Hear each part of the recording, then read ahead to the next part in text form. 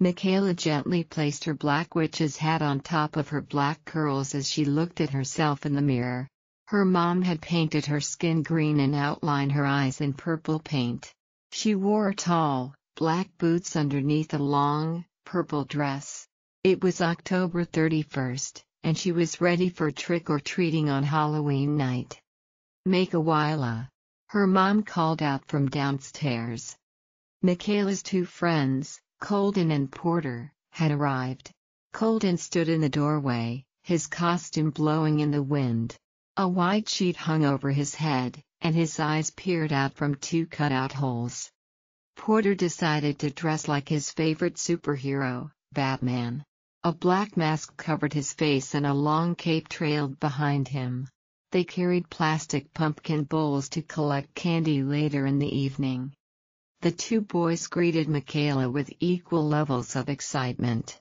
"Hi, Michaela," Colden said. "You ready to go trick-or-treating?" Porter asked. She nodded her head and ran to grab her coat. "Let's go, everyone," her mom called out, and they all marched out the front door. All around them, children and parents walked from door to door in colorful costumes.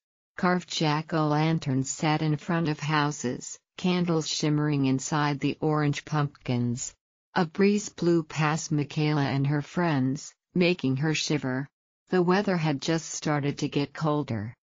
Michaela remembered her class earlier that day, when her teacher talked about the origins of Halloween. Mrs. Narula told Michaela and her classmates that the holiday started with an ancient festival called Samhain, 2,000 years ago in Ireland. The word Samhain means summer's end in Gaelic, a language spoken in Ireland and Scotland. Mrs. Narula looked at different documents from the American Folklife Center to find out about Halloween's history. She found that the festival celebrated the end of summer and the beginning of winter, a time to gather crops to prepare for the colder months. The Celtic people who celebrated this festival also believed it was the time when all the souls who had died that year traveled to the next world. To keep the dead spirits away, people lit bonfires. For ceremonies, some dressed in animal furs to disguise themselves so that the dead spirits would not be able to recognize them. Mrs. Narula said this is one reason why we might still dress up in costumes today.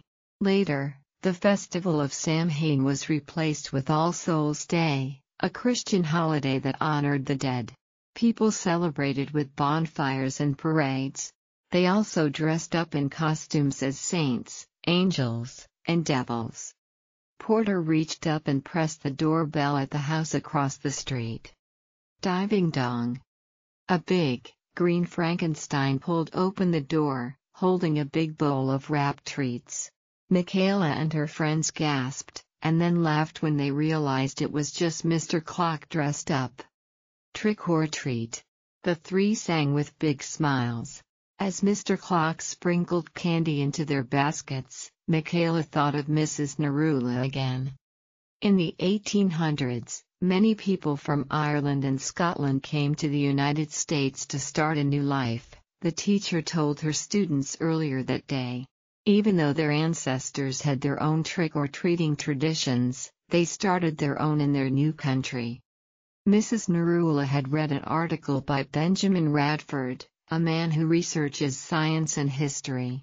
He wrote that teenagers in those communities started to play pranks during Halloween celebrations.